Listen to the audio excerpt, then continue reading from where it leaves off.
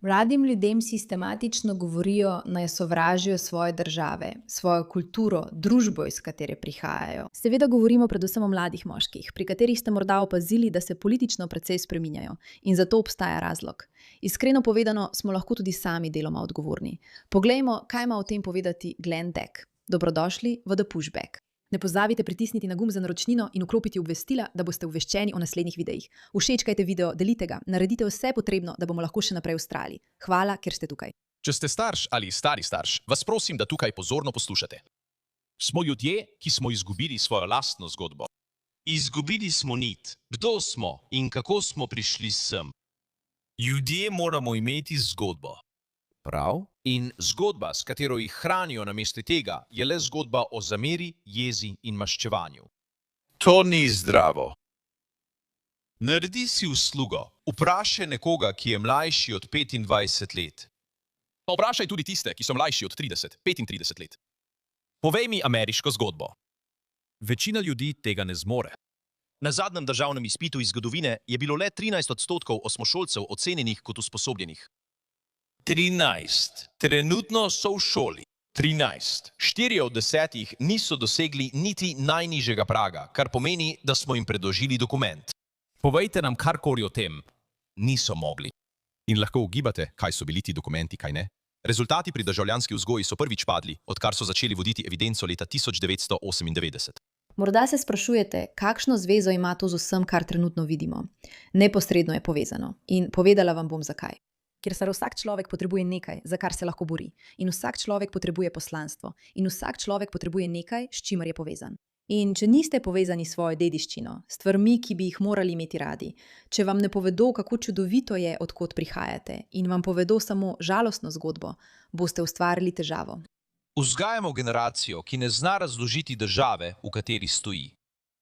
In ni samo zgodba tista, ki postaja vse bolj prazna. Ker če ne znajo razložiti zgodbe, zakaj bi jo potem branili, če sploh ne vedo, kaj branijo? Tako je. In govorijo jim, da je tisto, kar branijo, nasprotje resnice, da je to najslabša stvar na svetu. Vse, kar je nekoč človeka držalo na mestu. Zgodbe, tvoja družina te drži na mestu. Cerkev te drži na mestu. Cerkev je nekoč zasidrala mesto. Manj kot polovica nas zdaj pripada kakšni verski skupnosti. Gallup ima najnižjo izmerjeno vrednost, odkar so leta 1937 začeli postavljati to vprašanje. Potem prijateljstva. Tudi ta so te nekoč držala na mestu. Leta 1990 je 3% Američanov reklo, da nimajo nobenega tesnega prijatelja. 3%. Nobenega tesnega prijatelja. To je srce parajoče. 3% milijonov ljudi je veliko ljudi. Vsi bi morali imeti prijatelje. Imate prijatelje? Upam, da jih imate.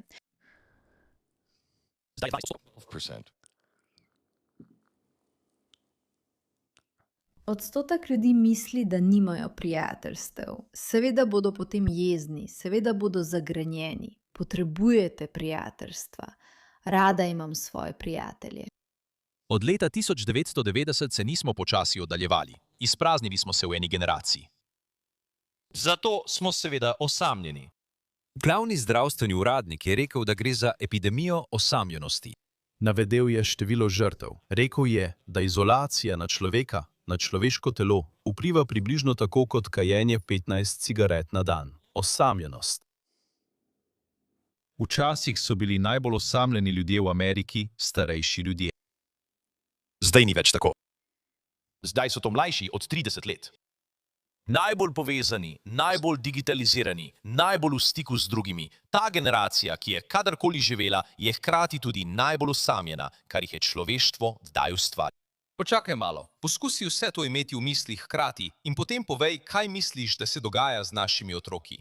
Ni skupne zgodbe, prazne cerkve, prazni klubi, suša prijateljstev, osamljenost, ki jo zdravniki imenujejo zdravstvena nuja. Zdaj si predstavljaj, da se rodiš v tak svet. Ne poznaš vsega, kar si poznal v preteklosti. Predstavljaj si, da ti nekega dne predajo tako državo. Vidiš, to je tisto, kar je tako zanimivo pri tem. Če nekoga pustiš samega, da je nesrečen in se pogreza v te grozne stvari, ki so ga jih naučili, ali pa jih vidi na družbenih omrežjih, potem boš dovolil, da ta oseba postane nesrečen odrasel človek. In ne mislim samo nesrečen v smislu, da so žalostni ali depresivni. Mislim v njihovih dejanjih, mislim v njihovi hvaležnosti, mislim v njihovem vrednostnem sistemu.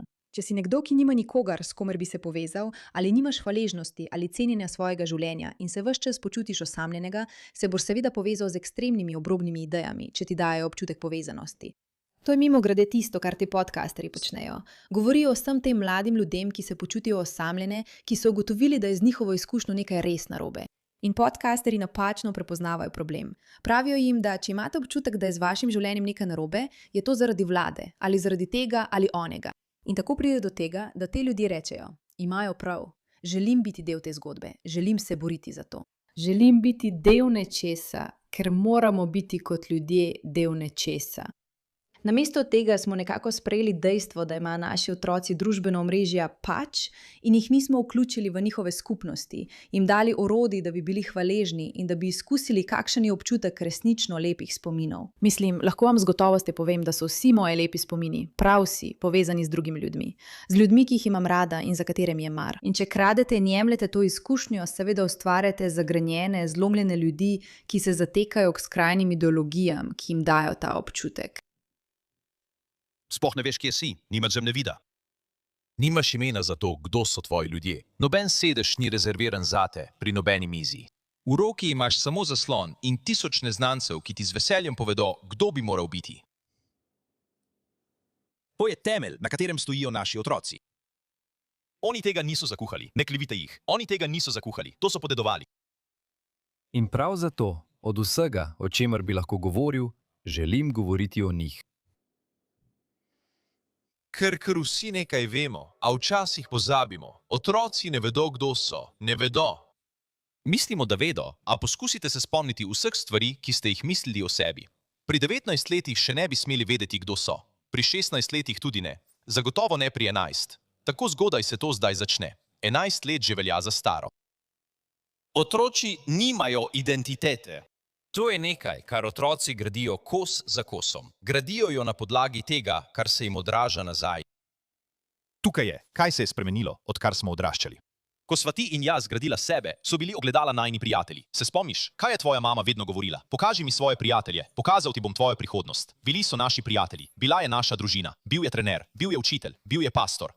Danes je tvoja hči stara 12 let in v roki drži ogledalo 8 ali 9 ur vsak dan. Več budnih ur, kot jih preživi v kateremkoli razredu ali pri katerikoli drugi dejavnosti. Gleda v to ogledalo. Pravzaprav je še slabše kot ogledalo. Telefon, tok vsebin, algoritem, oddaje, ki jih gleda, vplivneži, ki jim sledi, kar sliši v šoli. To ogledalo ji dejansko odgovarja in šepeta isto vprašanje.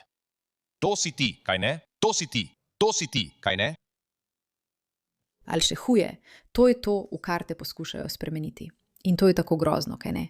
Vse, kar si, je grozno, kaj ne? Grozna si, grda si, debela si, nisi pomembna za nikogar, nikoli ne boš pomembna, nikoli ne boš mogla narediti ničesar za našo družbo. Naša družba je obsojena na propad. Vse je obsojeno na propad.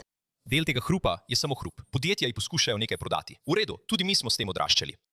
Ampak nekateri glasovi, ki dosežejo vaše otroke, niso naključni. V redu. Imate ljudi, ki točno vedo, kaj počnejo.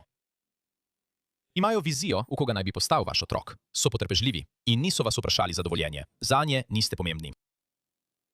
Povem vam, nehajte predvidevati, da je vse, kar prihaja skozi tisti zaslon in tista vrata učilnice, nevtralno. Ni niti približno nevtralno. Predstavljajte si to. Otrok, mlajši kot si mislite, še vedno v razvoju, plava v morju, oceanu tisočerih glasov. In potem eden od teh glasov stopi naprej in ponudi celoten paket. Vnaprej izdelana identiteta. Tukaj je, kdo si. In potem reče, dobrodošel. Našel si nas. Tukaj smo. Srečujemo se na ulicah, protestiramo, imamo poslanstvo, imamo nekaj, za kar se borimo. Pridi in se bori z nami. In bolj kot karkoli drugega temu otroku ponudijo smisel, namen in nekaj, kar lahko počne. In ugani kaj, otrok to sprejme. In to je celotno gibanje skupin in oboževalcev. Ti mladi, nesrečni moški, ki v bistvu preživijo dneve v kleteh svojih staršev, gledajo vsebine in se počutijo tako osamljene. In nenadoma najdejo skupino ljudi, ki jim namesto, da bi spoznali, da bi morda morali iti ven in se pogovarjati z ženskami, reče ne, sovražimo ženske, postanimo ekstremisti, pojdimo se boriti, pojdimo izvajati teroristične napade, pojdimo nekaj narediti, naredimo nekaj. In ti otroci se počutijo povezane. In to je tak apokaliptičen video, ampak je tudi pomembno, ker ko enkrat poznaš problem, lahko začneš graditi rešitev.